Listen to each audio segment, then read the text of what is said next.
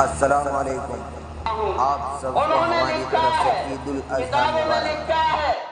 کہ وہ روزانہ وہاں 4 یا 4.5 سال تک یہ سوچتے تھے کہ مسلمانوں پر یہ زوال کیوں آ رہا ہے، مسلمان اتنا کیوں بے عزت ہو رہا ہے، مسلمان اتنا کیوں نیچے جا رہا ہے، اس کی کیا وجہ ہے۔ لکھا ہے کتابوں میں علماء نے کہ 4 سال تک وہ یہ سوچتے رہے، پھر ان کی سمجھ میں آیا کہ اس کی صرف 2 وجہ ہیں۔ جس طرح کے حالات آج بنے ہوئے ہیں اسی طرح کے حالات اس وقت بھی بنے ہوئے تھے، تو انہوں نے اس وقت کے ازالے کے لیے اور مسلمانوں کو زوال سے نکالنے کے لیے انہوں نے فرمایا کہ اس کی صرف 2 وجہ ہیں، اس کی صرف 2 وجہ ہیں اور اس کا علاج بھی یہی ہے۔ وہ یہ ہے کہ مسلمانوں نے قرآن سے اعراض کر لیا، مسلمانوں نے قرآن سے انحراف کر لیا، لاپرواہی کر لی، پسے پشت ڈال دیا، اس وجہ سے مسلمان ذلیل و خوار ہو رہا ہے، اس وجہ سے مسلمان پریشان ہو رہا ہے۔ تو کتابوں میں لکھا ہے انہوں نے کہا کہ اب میں یہاں سے جانے کے بعد میں اپنی زندگی کے یہ دونوں کام مقصد بناؤں گا۔ تو حضرت کی جب رہائی ہوئی اور دارالعلوم دیوبند میں وہ آنے کے بعد میں ان کے آنے پر ایک پروگرام کیا گیا، تو اس پروگرام میں انہوں نے کہا میں اسیر مالٹا کی 4 یا 4 سالہ زندگی گزارنے کے بعد میں 2 نصیحت میں لے کر آیا ہوں، 2 سبق میں یاد کر کے آیا ہوں۔ جس وقت آپ نے یہ فرمایا علماء کا،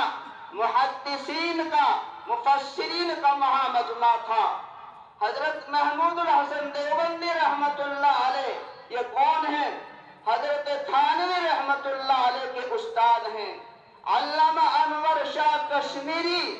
جن کو خاتم الفقہاء والمحدثین کا لقب ملا ہے ان کے استاد ہیں، شیخ الاسلام حضرت مولانا حسین احمد مدنی رحمت اللہ علیہ یہ ان کے استاد ہیں، داعی اسلام حضرت مولانا الیاس صاحب رحمت اللہ علیہ کاندھلوی جن کی محنت سے، جن کی فکروں سے پوری دنیا میں آج تبلیغ کے ذریعے سے دین پھیل رہا ہے، یہ ان کے استاد ہیں۔ جب آپ دارالعلوم دیوبند آئے تو آپ نے یہ کہا کہ میں مالٹا کی جیل سے 2 نصیحتیں لے کر آیا ہوں، یہ علماء کا، یہ مفسرین کا، یہ محدثین کا سارا طبقہ، یہ ساری جماعت سکتے میں رہ گئی کہ یہ ساری عمر انہوں نے قال اللہ وقال رسول میں گزار دی، جنہوں نے حضرت تھانوی جیسا بنایا، مولانا الیاس صاحب جیسا بنایا، علامہ انور شاہ کشمیری جیسا بنایا، پوری عمر اللہ کے اور اللہ کے فرمان کو بتاتے ہوئے گزار دی، یہ بڑا میاں وہاں سے کیا سبق پڑھ کر آیا ہے؟ آپ نے فرمایا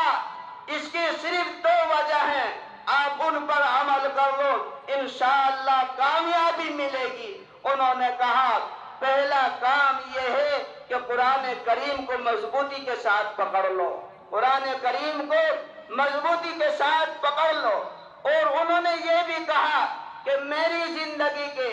جتنے ایام باقی ہیں، جتنے مہینے باقی ہیں، جتنے سال باقی ہیں، میں اس کو تمام کے تمام کو میں اسی پر خرچ کروں گا۔ تو انہوں نے کہا کہ ہر مسجد میں درس قرآن ہونا چاہیے، ہر مسجد میں قرآن کریم کی مکتب مضبوط ہونی چاہیے۔ جب ہم مساجد میں قرآن کریم کی مکاتب کو ہم مضبوط کریں گے اور قرآن کریم کا درس تفسیر کے ذریعے سے ہم شروع کریں گے تو مسلمانوں کو، ہمارے بچوں کو معلوم ہوگا کہ قرآن کیا کہہ رہا ہے، ماں باپ کے کیا حقوق ہیں، بیوی کے کیا حقوق ہیں، نماز کس طریقے سے پڑھی جاتی ہے۔ تو ایک وجہ یہ بتائی کہ ہر مسجد میں مکتب قرآن کریم کی جو ہے مضبوط طریقے سے اس کو شروع کیا جائے.